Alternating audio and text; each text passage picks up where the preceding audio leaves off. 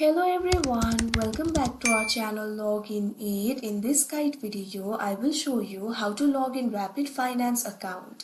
So first of all, what you have to do is launch open any browser of your choice. You can see over here I've opened Google Chrome. Now click on the search bar and type in rapidfinance.com. Press enter.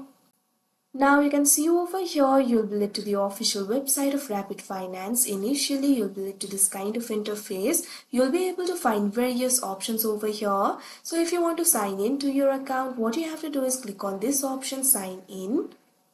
Now you can see over here you'll be led to this kind of interface. You'll be able to find two options over here, clients, partners.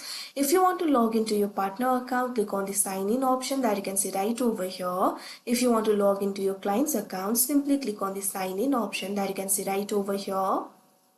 Now you'll be led to the sign in interface of Rapid Finance. From here you'll be able to sign in to your account.